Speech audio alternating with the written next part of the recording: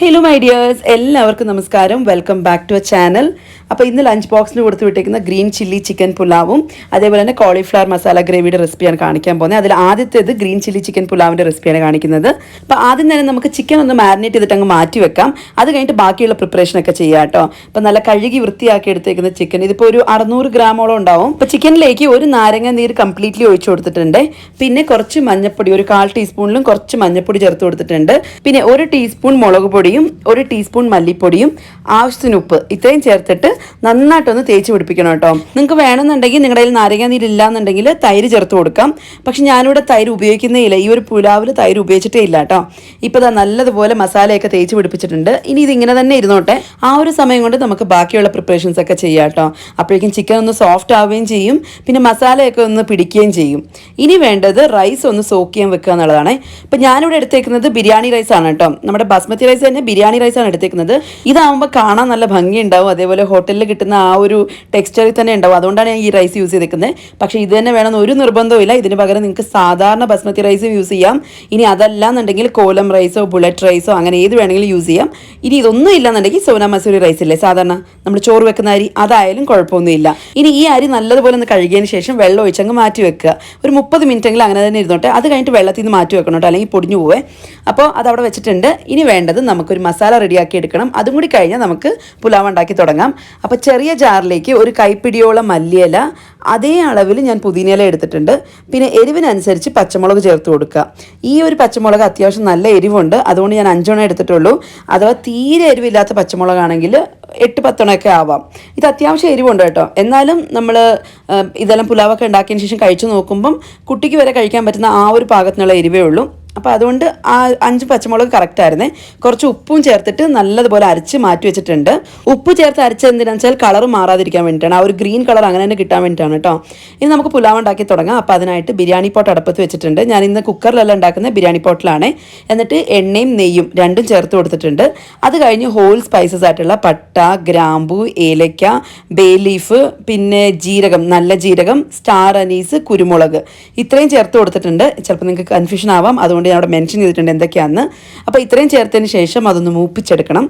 നല്ലൊരു സ്മെല്ല് വരുമല്ലോ, അതുവരെ ഒന്ന് മൂപ്പിച്ചെടുക്കുക. ലോ ഫ്ലെയിമിൽ വെച്ചിട്ട് ഒന്ന് മൂപ്പിച്ചെടുത്താൽ മതി. പിന്നീട് ഇതിലേക്ക് ഉള്ളി ചേർത്ത് കൊടുത്തിട്ടുണ്ട്. ഒരു വലിയ സൈസിലുള്ള ഉള്ളിയും പിന്നെ ഒരു മീഡിയം സൈസിലുള്ള ഉള്ളിയാണ് ചേർത്ത് കൊടുത്തേക്കുന്നത്. ഇതിനങ്ങനെ പ്രത്യേകിച്ച് അളവൊന്നുമില്ല, എന്നാൽ ഒരു 2 മീഡിയം സൈസിലുള്ള ഉള്ളി എടുക്കാവുന്നേ ഉള്ളൂ കേട്ടോ. ഞാനിപ്പോൾ എടുത്തേക്കുന്നത് 1.5 ഗ്ലാസ് അരിയാണ്. എക്സാക്റ്റ് ആയിട്ട് പറയുകയാണെന്നുണ്ടെങ്കിൽ 1/2 കിലോ അരി കംപ്ലീറ്റ് ആയിട്ട് എടുത്തിട്ടുണ്ട്. അപ്പോൾ അതിനുള്ള മെഷർമെൻ്റ് ആണ് ഞാനിപ്പോൾ പറഞ്ഞുകൊണ്ടിരിക്കുന്നത്. അപ്പം 2 മീഡിയം സൈസിലുള്ള ഉള്ളി ആയാലും മതിയേ. എന്നിട്ട് ഉള്ളി നന്നായിട്ടൊന്ന് വഴറ്റിയെടുക്കുക. അപ്പോൾ കുറച്ച് ഉപ്പ് ചേർത്തിട്ട് വഴറ്റുകയാണെന്നുണ്ടെങ്കിൽ പെട്ടെന്ന് തന്നെ വഴണ്ടി കിട്ടിക്കോളും.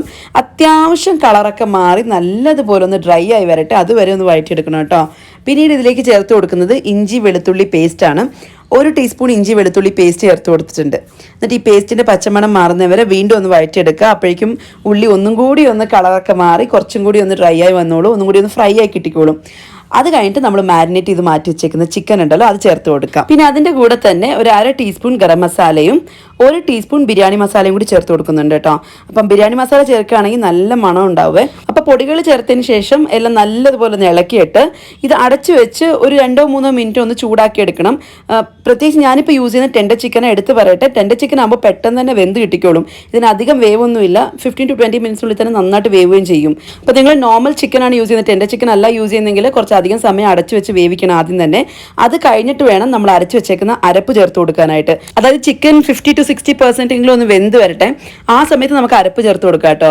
പിന്നെ മാത്രമല്ല നമ്മളിപ്പോൾ ബിരിയാണി പോട്ടിലാണ് ഉണ്ടാക്കുന്നത്, കുക്കറിലല്ല. അപ്പോൾ അതുകൊണ്ട് നമ്മൾ ഈ അരപ്പ് ചേർക്കുന്നതിന് മുന്നേ തന്നെ ചിക്കൻ ഒന്ന് വെന്തിട്ടുണ്ടോ എന്ന് ചെക്ക് ചെയ്ത് നോക്കണം. അറ്റ്ലീസ്റ്റ് പകുതിയെങ്കിലും വെന്തിട്ടുണ്ടാവണം. ഈ സമയത്ത് അരപ്പ് ചേർത്ത് കൊടുക്കാം. പിന്നീട് എല്ലാം നല്ലതുപോലെ ഒന്ന് ഇളക്കിയെടുക്കണം. ഈ ചിക്കനിലെല്ലാം നമ്മൾ ചേർത്തേക്കുന്ന അരപ്പൊക്കെ ചിക്കനിൽ പിടിക്കുന്ന രീതിയിൽ ചിക്കനൊക്കെ ഒന്ന് ഗ്രീൻ കളറായി വരും. ആ ഒരു അരപ്പൊക്കെ എല്ലായിടത്തും എത്തുമ്പം ഗ്രീൻ കളറായിട്ട് മാറും. അതുവരെ ഒന്ന് മിക്സ് ചെയ്ത് കൊടുക്കുക. എന്നിട്ട് ഇതൊന്ന് അടച്ചു വെച്ച് വേവിക്കണേ. നമ്മൾ ഈ ചിക്കനിൽ വെള്ളമൊക്കെ ഒന്ന് ഇറങ്ങും. അതേപോലെ തന്നെ അത്യാവശ്യം ഒന്ന് ഗ്രേവി പോലെ ആയി വരും, ഒന്ന് തിളച്ച് വരാൻ തുടങ്ങും. അപ്പോൾ അതുവരെ ഒന്ന് അടച്ചു വെച്ച് വേവിക്കണം. ഇതായിപ്പോൾ കണ്ടില്ലേ, കുറച്ച് നേരം കഴിയുമ്പോഴത്തേക്ക് ഇതുപോലെ ഉണ്ടാവും കേട്ടോ. ചിക്കനിലെ വെള്ളമൊക്കെ ഇറങ്ങിയിട്ടുണ്ടാവും. അതേപോലെ ഒരു ഗ്രീൻ കളർ ഗ്രേവി ആയി വന്നിട്ടുണ്ട്. ഈ സമയത്ത് നമുക്കിതിലേക്ക് അരി ചേർത്ത് കൊടുക്കാം. നമ്മൾ നേരത്തെ കുതിർത്ത് അത് വെള്ളത്തിൽ നിന്ന് മാറ്റി വെള്ളത്തിൽ നിന്ന് മാറ്റി വെക്കണം, അല്ലെന്നുണ്ടെങ്കിൽ ബസ്മതി റൈസ് പൊടിഞ്ഞു പോകും കേട്ടോ. അപ്പോൾ ഒരു 30 മിനിറ്റ്സ് കുതിർത്തതിന് ശേഷം ഞാൻ വെള്ളത്തിൽ നിന്ന് മാറ്റി വെച്ചിട്ടുണ്ടായിരുന്നേ. അപ്പോൾ അരിയും കൂടി ചേർത്തതിന് ശേഷം മെല്ലെ ഒന്ന് ഇളക്കി കൊടുക്കുക. ഒരുപാടിട്ട് അങ്ങ് ഇളക്കരുത്, ജസ്റ്റ് ആ റൈസും ചിക്കനും ഒക്കെ ഒന്ന് ചെറുതായിട്ടൊന്ന് മിക്സായി കിട്ടുന്ന പോലെ ഒന്ന് ഇളക്കി കൊടുത്താൽ മതി. ഒരുപാടിട്ട് ഇളക്കിയിട്ടുണ്ടെങ്കിൽ അരി പൊടിഞ്ഞു പോകും. ബിക്കോസ് ബസ്മതി റൈസ് ആണ്, ഇപ്പോൾ സോഫ്റ്റ് ആയിട്ട് ഇരിക്കുന്നുണ്ട് അരി, അപ്പോൾ അതുകൊണ്ട് തന്നെ പൊടിഞ്ഞു പോകാൻ സാധ്യതയുണ്ട്. മെല്ലെ ഒന്ന് ഇളക്കി കൊടുത്തതിന് ശേഷം നമുക്കിതിലേക്ക് വെള്ളം ചേർത്ത് കൊടുക്കാം. ഞാനിപ്പോൾ എടുത്തേക്കുന്നത് ചൂടുവെള്ളമാണ് കേട്ടോ, പച്ചവെള്ളം അല്ല. പച്ചവെള്ളം ചേർക്കുകയാണെന്നുണ്ടെങ്കിൽ നമ്മൾ ആദ്യം വെള്ളം ചേർത്തതിന് ശേഷം തിളച്ച് വരുമ്പോൾ അരി ഇടാവും. ഇതിപ്പോൾ ചൂടുവെള്ളമാണ്, അതുകൊണ്ടാണ് ആദ്യം തന്നെ അരി അങ്ങ് ചേർത്ത് കൊടുത്തത്. പിന്നെ നമ്മൾ മല്ലിയിലയും പുതിനയിലേക്ക് അരച്ച ജാറുണ്ടല്ലോ, അതിലേക്ക് വെള്ളം ഒഴിച്ചു കൊടുത്തു. എന്നിട്ട് ആ വെള്ളമാണ് എടുത്തേക്കുന്നത്, കാരണം ആ മല്ലിയിലയുടെയും പുതിനയുടെ ഒക്കെ സ്മെല്ല് ആ ജാറിലുണ്ട്. അപ്പോൾ അതുകൊണ്ട് ജസ്റ്റ് ഒന്ന് കഴുകി എടുത്തിട്ടുണ്ട്. പിന്നെ വെള്ളത്തിൻ്റെ കണക്കെന്ന് പറയുന്നത് ഞാനിപ്പോൾ എടുത്തേക്കുന്നത് 1.5 ഗ്ലാസ് അരിയാണ്. അതായത് എക്സാക്ട് 1/2 കിലോ അരിയും യൂസ് ചെയ്തിട്ടുണ്ട്. ഞാൻ എൻ്റെ അളക്കുന്ന കപ്പിൽ നോക്കുകയാണെങ്കിൽ 1.5 ഗ്ലാസ് അരിയുണ്ട്. അപ്പോൾ ആ ഒരു 1.5 ഗ്ലാസ്സിന് ഞാൻ ചേർത്തേക്കുന്ന വെള്ളം 2 ഗ്ലാസ് മാത്രമാണ്. നിങ്ങളിപ്പോൾ കുക്കറിലാണ് ഉണ്ടാക്കുന്നതെങ്കിലും ഈ ഒരു 1.5 ഗ്ലാസ് അരിക്ക് 2 ഗ്ലാസ് വെള്ളം മതിയാവും. അല്ലാന്നുണ്ടെങ്കിൽ ചിലപ്പോൾ കുഴഞ്ഞു പോകും. ബസ്മതി റൈസ് ആയതുകൊണ്ട് പെട്ടെന്ന് തന്നെ കുഴഞ്ഞു പോകും. അതല്ല ബിരിയാണി പോട്ടിലാണ് ഉണ്ടാക്കുന്നതെങ്കിലും 1.5 ഗ്ലാസ് അരിക്ക് ഞാൻ 2 ഗ്ലാസ്, 3 ഗ്ലാസ്സിന് പകരം 2 ഗ്ലാസ് വെള്ളം ഒഴിച്ചിട്ടുള്ളൂ. എന്നിട്ട് മെല്ലെ ഒന്ന് ഇളക്കിയതിന് ശേഷം ആവശ്യത്തിന് ഉപ്പും ചേർത്ത് എന്നിട്ട് മെല്ലെ ഒന്ന് ഇളക്കിയതിന് ശേഷം അടച്ചു വെച്ച് ഹൈ ഫ്ലെയിമിൽ ഒരു 5 മിനിറ്റ് തിളപ്പിച്ചെടുക്കണം. നന്നായിട്ട് തിളച്ച് തുടങ്ങുമ്പോൾ അരിയൊക്കെ മുകളിൽ ഇങ്ങനെ വരുമല്ലോ, ഇതുപോലെ അരിയൊക്കെ മുകളിൽ വരുന്ന സമയത്ത് ഒന്നും കൂടി ഒന്ന് ഇളക്കി കൊടുക്കുക. ഒരുപാടിട്ട് ഇളക്കരുത്, ജസ്റ്റ് ഒന്ന് സൈഡൊക്കെ ഒന്ന് ഇളക്കി കൊടുക്കുക. ഇനി നമുക്കിത് അടച്ചു വെച്ച് ദമ്മിടാം. ദമ്മെന്ന് വെച്ചാൽ ഞാൻ വെയിറ്റ് എന്തെങ്കിലും എടുത്ത് മുകളിലേക്ക് വെക്കും. അപ്പോൾ ഞാനിപ്പോൾ അടച്ചു വെച്ചിട്ടുണ്ട്. എന്നിട്ട് ഏറ്റവും ലോ ഫ്ലെയിമിൽ വെച്ചിട്ട് മിനിമം 15 മിനിറ്റ്സ് എങ്കിലും ഒന്ന് വേവിച്ചെടുക്കണം കേട്ടോ. 15 മിനിറ്റ്സിന് ശേഷം ഒന്ന് നിങ്ങൾ തുറന്ന് നോക്കുക. അഥവാ അരി ഇനിയും കുറച്ചും കൂടി വേവാനുണ്ടെങ്കിൽ മെല്ലെ ഒന്ന് ഇളക്കിയിട്ട് വീണ്ടും അടച്ചു വെച്ച് 1-2 മിനിറ്റ് ഒന്ന് ചൂടാക്കി എടുക്കുക. അതല്ലാന്നുണ്ടെങ്കിൽ സ്റ്റൗ അങ്ങ് ഓഫ് ചെയ്ത് കൊടുക്കുക. എന്നിട്ട് ആ ഒരു ആവിയിൽ അങ്ങ് വെന്ത് വന്നോളും. ഇപ്പം ഞാനൊരു 15 മിനിറ്റ്സ് ഞാൻ ചെക്ക് ചെയ്ത് നോക്കിയപ്പം അരി നല്ല പെർഫെക്റ്റ് ആയിട്ട് വെന്തിട്ടുണ്ട്. അപ്പോൾ അതുകൊണ്ട് തന്നെ ഞാനങ്ങ് സ്റ്റൗ ഓഫ് ചെയ്തിട്ട് അങ്ങനെ തന്നെ വിട്ടേക്കായിരുന്നു. ഒരു 5 മിനിറ്റ് അങ്ങനെ തന്നെ വിട്ടേക്കായിരുന്നു. പിന്നീട് ഇതാ നോക്കുമ്പോൾ നല്ല അടിപൊളിയായിട്ട് വന്നിട്ടുണ്ട്. നല്ല ടേസ്റ്റും നല്ല കളറുണ്ട് കേട്ടോ. ആക്ച്വലി ഈ വീഡിയോയിൽ കാണുമ്പോൾ നിങ്ങൾക്ക് ഒന്നും കൂടി ലൈറ്റ് കളറായിട്ട് തോന്നും. അങ്ങനെയല്ല, നേരിട്ട് കാണുമ്പം നല്ല ഗ്രീൻ കളറാണ്. അടിപൊളി ടേസ്റ്റാണ്. നിങ്ങൾക്ക് എന്തായാലും ഇഷ്ടപ്പെടും. ട്രൈ ചെയ്ത് നോക്കുക, എന്നിട്ട് ഫീഡ്ബാക്ക് അറിയിക്കാൻ മറക്കല്ലേ. ഇനി അടുത്ത റെസിപ്പി എന്ന് പറയുന്നത് ദോശയുടെ കൂടെ കൊടുത്തു വിട്ടേക്കുന്ന കോളിഫ്ലവർ ഗ്രേവിയുടെ റെസിപ്പിയാണ് കേട്ടോ. അപ്പോൾ അതിനായിട്ട് ഒരു വലിയ കടായിലേക്ക് കുറച്ച് എണ്ണ ഒഴിച്ചു കൊടുത്തിട്ടുണ്ട്. എന്നിട്ട് എണ്ണ ഒന്ന് ലൈറ്റായിട്ട് ചൂടായി വരുന്ന സമയത്ത് തന്നെ കുറച്ച് മഞ്ഞപ്പൊടിയും ഏകദേശം 1 ടീസ്പൂണോളം മുളക് പൊടിയും ചേർത്ത് കൊടുത്തിട്ടുണ്ട്. കാരണം എന്ന് വെച്ചാൽ ഞാൻ കുറച്ചധികം ക്വാണ്ടിറ്റിയിൽ കോളിഫ്ലവർ എടുത്തിട്ടുണ്ട്. അപ്പോൾ അതുകൊണ്ടാണ്. അപ്പോൾ ഞാൻ കോളിഫ്ലവർ ആദ്യം തന്നെ ചൂടുവെള്ളത്തിലിട്ട് വെച്ചിട്ടുണ്ടായിരുന്നു. കുറച്ച് ഉപ്പും മഞ്ഞപ്പൊടിയൊക്കെ ഇട്ടിട്ട് ഒരു 10 മിനിറ്റ് ഞാൻ ചൂടുവെള്ളത്തിലിട്ട് വെച്ചേക്കായിരുന്നു. അത് കഴിഞ്ഞിട്ട് വെള്ളത്തിൽ നിന്ന് മാറ്റി നന്നായിട്ട് കഴുകി എടുത്തിട്ടുണ്ട്. അപ്പോൾ ആ ഒരു കോളിഫ്ലവർ ആണ് ഇതിലേക്ക് ചേർത്ത് കൊടുത്തിരിക്കുന്നത്. അത് കഴിഞ്ഞിട്ട് എല്ലാം നന്നായിട്ടൊന്ന് മിക്സ് ചെയ്തെടുക്കണം. ഇനി ഇതൊന്ന് ഫ്രൈ ചെയ്തെടുക്കണം കേട്ടോ. അപ്പോൾ പെട്ടെന്ന് ഫ്രൈ ആയി കിട്ടാൻ വേണ്ടിയിട്ട് ഒന്ന് അടച്ചു വെച്ച് വേവിക്കണം. അങ്ങ് എന്താ പറയുക, ഭയങ്കരമായിട്ട് അങ്ങ് ഫ്രൈ ആവണ്ട. എന്നാൽ കോളിഫ്ലവർ ഒരു 80 to 90% വരെ വെന്തിട്ടുണ്ടാവണം. കുറച്ചൊരു ക്രഞ്ചിനെസ് ഉണ്ടാവണം. അപ്പോൾ അതിന് വേണ്ടിയിട്ടാണ് ഇങ്ങനെ ചെയ്യുന്നത്. അപ്പോൾ ആദ്യം നമ്മളൊന്ന് അടച്ചു വെക്കുകയാണെന്നുണ്ടെങ്കിൽ അപ്പോഴേക്കും കോളിഫ്ലവർ ഒക്കെ വെന്ത് വന്നോളും. പിന്നീട് തുറന്ന് വെച്ചിട്ട് നന്നായിട്ടൊന്ന് ഫ്രൈ ചെയ്തെടുത്താൽ മതി. ഇതാകുമ്പോൾ പെട്ടെന്ന് ആയി കിട്ടും. അല്ലാന്നുണ്ടെങ്കിൽ ഒരുപാട് സമയം എടുക്കും. പ്രത്യേകിച്ച് ഞാൻ എടുത്തേക്കുന്ന കുറച്ചധികം ക്വാണ്ടിറ്റി ഉണ്ട്. വീഡിയോയിൽ കാണുമ്പോൾ നിങ്ങൾക്ക് അങ്ങനെ മനസ്സിലാവുന്നില്ല. പക്ഷേ കുറച്ചധികം ക്വാണ്ടിറ്റിയിലാണ് ഉണ്ടാക്കിയെടുക്കുന്നത്. ഇപ്പോൾ അത്യാവശ്യം നന്നായിട്ട് ഒന്ന് ഫ്രൈ ആയി വന്നിട്ടുണ്ട്. കഴിച്ചു നോക്കിയപ്പോൾ കോളിഫ്ലവർ വെന്തിട്ടുമുണ്ട്. ഇത് മതിയാവും. ഇനി നമുക്ക് സ്റ്റൗവിൽ നിന്ന് മാറ്റി വെക്കാം കേട്ടോ. അതല്ല നിങ്ങൾക്ക് കോളിഫ്ലവർ ഒന്നും കൂടി ഒന്ന് ഫ്രൈ ചെയ്തെടുക്കണം, കുറച്ചും കൂടി ഒന്ന് വാടിയൊക്കെ വരട്ടെ എന്ന് തോന്നുകയാണെന്നുണ്ടെങ്കിൽ കുറച്ചധികം സമയം സ്പെൻഡ് ചെയ്തിട്ട് നന്നായിട്ട് ഫ്രൈ ചെയ്തെടുക്കാവുന്നേ ഉള്ളൂ. ഞാനിപ്പോൾ കോളിഫ്ലവർ വെന്തപ്പോൾ തന്നെ സ്റ്റൗവിൽ നിന്ന് അങ്ങ് മാറ്റി വെച്ചേ. പിന്നെ നമുക്ക് വേണ്ടത് ഈ കറിക്ക് വേണ്ട ഗ്രേവി റെഡിയാക്കി എടുക്കുക എന്നുള്ളതാണ്. അപ്പോൾ സെയിം പാനിലേക്ക് കുറച്ചും കൂടി എണ്ണ ഒഴിച്ചു കൊടുത്തു. എന്നിട്ട് ഒരു വലിയ സൈസിലുള്ള ഉള്ളി ഇതുപോലെ നീളത്തിലരിഞ്ഞ് ചേർത്ത് കൊടുത്തിട്ടുണ്ട്. പിന്നെ കാഷ്യൂനട്ട് ചേർത്ത് കൊടുത്തിട്ടുണ്ട്. കാഷ്യൂനട്ട് ഞാൻ ഇവിടെ എടുത്തേക്കുന്ന ഒരു 8-10 കാഷ്യൂനട്ട് എടുത്ത് കാണും. പിന്നെ ആവശ്യത്തിന് ഉപ്പും ചേർത്തതിന് ശേഷം ഇത് നല്ലതുപോലെ ഒന്ന് ഇളക്കിയെടുക്കുക. ഞാൻ പറഞ്ഞതുപോലെ നമ്മൾ ഉള്ളിയും തക്കാളിയൊക്കെ വഴറ്റിയിട്ട് അത് അരച്ചിട്ടാണ് ഇതിലേക്ക് വേണ്ട ഗ്രേവി ഉണ്ടാക്കിയെടുക്കുന്നത്. സെയിം ലൈക്ക് നമ്മൾ ബട്ടർ മസാല ഉണ്ടാക്കിയെടുക്കുമല്ലോ, അതുപോലൊക്കെ തന്നെയാണ് കേട്ടോ. അപ്പോൾ ഉള്ളി ഒന്ന് പെട്ടെന്ന് വെന്ത് കിട്ടാൻ വേണ്ടിയിട്ട് നമുക്കിതൊന്ന് അടച്ചു വെച്ച് വേവിക്കാം. പിന്നീട് തുറന്നതിന് ശേഷം ഒന്ന് ഫ്രൈ ചെയ്തെടുത്താൽ മതി. ഇതുപോലെ കളറൊക്കെ ഒന്ന് മാറി വരുന്ന സമയത്ത് നമുക്ക് വേണ്ട പൊടികളൊക്കെ ചേർത്ത് കൊടുക്കാം. അതായത് കുറച്ച് മസാലപ്പൊടികളൊക്കെ ചേർത്ത് കൊടുക്കണം. ഞാനിവിടെ 1/4 ടീസ്പൂൺ മഞ്ഞൾപ്പൊടിയും പിന്നെ 1.5 ടീസ്പൂൺ മല്ലിപ്പൊടി ചേർത്ത് കൊടുക്കുന്നുണ്ട്. 2 ടീസ്പൂൺ മുളക് പൊടി ചേർത്ത് കൊടുക്കുന്നുണ്ട്. കാശ്മീരി റെഡ് ചില്ലി പൗഡറാണ് യൂസ് ചെയ്തിരിക്കുന്നത്. നിങ്ങൾ എരിവുള്ള മുളക് പൊടി എടുക്കുന്നെങ്കിൽ നോക്കിയിട്ട് വേണം ചേർത്ത് കൊടുക്കാനേ. പിന്നെ 1 ടീസ്പൂൺ ഗരം മസാലപ്പൊടിയും ചേർത്ത് കൊടുത്തിട്ടുണ്ട്. ഇനി ഇതെല്ലാം നല്ലതുപോലെ ഒന്ന് ഇളക്കിയിട്ട് ഈ പൊടികളുടെ പച്ചമണം മാറുന്നതും വരെ ചൂടാക്കി എടുക്കണം കേട്ടോ. ഒരു 2-3 മിനിറ്റ്സ് ഒക്കെ ആകുമ്പോഴത്തേക്കും നന്നായിട്ട് പച്ചമണം മാറി ആ റോ സ്മെല്ലൊക്കെ പോയി കിട്ടിക്കോളും. അപ്പോൾ ആ ഒരു സമയത്ത് നമുക്കിതിലേക്ക് വേണ്ട തക്കാളി ചേർത്ത് കൊടുക്കാം. ഞാനിവിടെ എടുത്തേക്കുന്നത് 2 തക്കാളിയാണ്. 2 മീഡിയം സൈസിലുള്ള തക്കാളിയാണ് എടുത്തേക്കുന്നത്. ഒരുപാട് പുളിയുള്ള തക്കാളിയാണെങ്കിൽ നോക്കിയിട്ട് വേണം ചേർത്ത് കൊടുക്കാൻ. ഇതിപ്പം അങ്ങനെ ഭയങ്കര പുളിയൊന്നും ഇല്ല. അപ്പോൾ അതുകൊണ്ട് 2 മീഡിയം സൈസിലുള്ള തക്കാളിയാണ് എടുത്തേക്കുന്നത്. അതല്ല നല്ല പുളിയുള്ള തക്കാളിയാണെന്നുണ്ടെങ്കിൽ 1 മതിയാവും. ഇപ്പോൾ തക്കാളിയും കൂടി ചേർത്തതിന് ശേഷം എല്ലാം നല്ലതുപോലെ ഇളക്കിയിട്ട് അടച്ചു വെച്ചൊന്ന് വേവിക്കാം. തക്കാളി അങ്ങനെ ഭയങ്കരമായിട്ട് ഉടഞ്ഞു കിട്ടണമെന്നൊന്നുമില്ല, എന്നാൽ ചെറുതായിട്ടൊന്ന് വെന്ത് വരട്ടെ. അപ്പോൾ അതുവരെ ഒന്ന് അടച്ചു വെച്ച് വേവിക്കാം കേട്ടോ. ഇപ്പോൾ തക്കാളിയൊക്കെ അത്യാവശ്യം വെന്ത് വന്നിട്ടുണ്ട്. ഇത് നമുക്ക് സ്റ്റവ് അങ്ങ് ഓഫ് ചെയ്യാം. എന്നിട്ട് തണുത്തതിന് ശേഷം അരച്ചിട്ട് മാറ്റി വെക്കാം. അപ്പോൾ ഇതും കഴിഞ്ഞു. ഇനി അടുത്തതായിട്ട് അരച്ചതിന് ശേഷമുള്ളതാണ് കാണിക്കുന്നത്. അപ്പം സെയിം പാനിലേക്ക് തന്നെ കുറച്ചും കൂടി എണ്ണ ഒഴിച്ച് കൊടുത്തിട്ടുണ്ട്. നിങ്ങൾക്ക് എണ്ണയ്ക്ക് പകരം നെയ്യോ ബട്ടറോ യൂസ് ചെയ്യാം കേട്ടോ.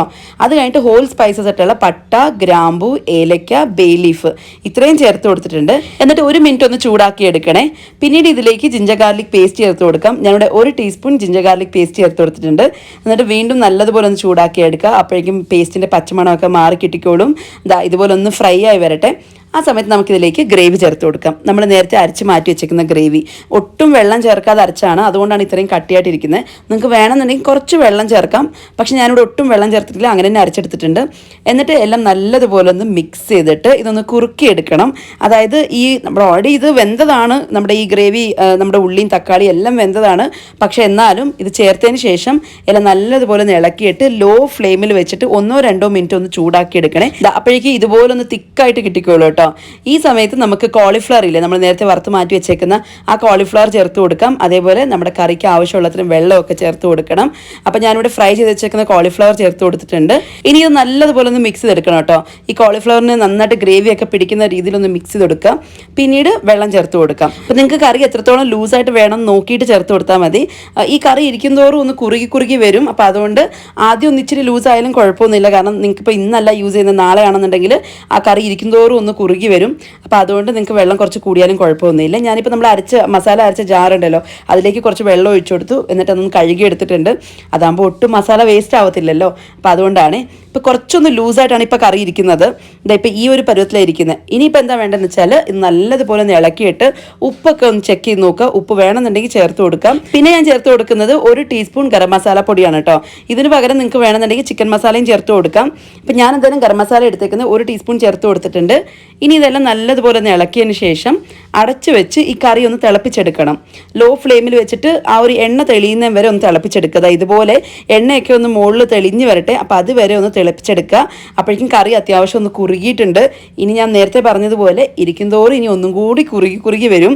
അപ്പോൾ നോക്കിയിട്ട് നിങ്ങൾ ഗ്രേവി എത്രത്തോളം വേണം നോക്കിയിട്ട് വെള്ളമൊക്കെ ചേർത്ത് കൊടുക്കണേ. ഇപ്പോൾ കറി നല്ലതുപോലെ തിളച്ചിട്ടുണ്ട്. അപ്പോൾ സ്റ്റൗ ഓഫ് ചെയ്യുന്നതിന് തൊട്ട് മുമ്പായിട്ട് കുറച്ച് മല്ലിയിലയും കൂടി ചേർത്ത് കൊടുക്കാം. ഇനി നിങ്ങളുടെ കയ്യിൽ മല്ലിയില ഇല്ലാന്നുണ്ടെങ്കിൽ കസൂറി മേത്തി ആയാലും മതി, ഏതിട്ടാലും നല്ല മണം ഉണ്ടാവും കേട്ടോ. അപ്പോൾ അതും കൂടി ചേർത്തതിന് ശേഷം എല്ലാം ഒന്ന് മിക്സ് ചെയ്ത് കൊടുത്തു കഴിഞ്ഞാൽ നമ്മുടെ കറി റെഡിയായി. ഇത് ചപ്പാത്തിക്ക് അടിപൊളി കോംബോ ആണ് കേട്ടോ. അപ്പോൾ ട്രൈ ചെയ്ത് നോക്കൂ, ഡെഫിനറ്റ്ലി നിങ്ങൾക്ക് എന്തായാലും ഇഷ്ടപ്പെടും. ഇന്നത്തെ 2 റെസിപ്പീസും ഈസിയാണെന്ന് വിശ്വസിക്കുന്നു, നിങ്ങൾക്ക് ഇഷ്ടമായി എന്ന് വിശ്വസിക്കുന്നു. അപ്പോൾ നിങ്ങൾ ഈ റെസിപ്പീസ് ട്രൈ ചെയ്യുകയാണെന്നുണ്ടെങ്കിൽ ഡെഫിനറ്റ്ലി ഒന്ന് ഫീഡ്ബാക്ക് അറിയിക്കാൻ മറക്കരുത്. അപ്പോൾ ഇന്നത്തെ 2 വീഡിയോ ഇഷ്ടമായെന്ന് വിശ്വസിക്കുന്നു. അടുത്ത നല്ലൊരു വീഡിയോ ആയിട്ട് കാണാം. Until then tata bye, take care.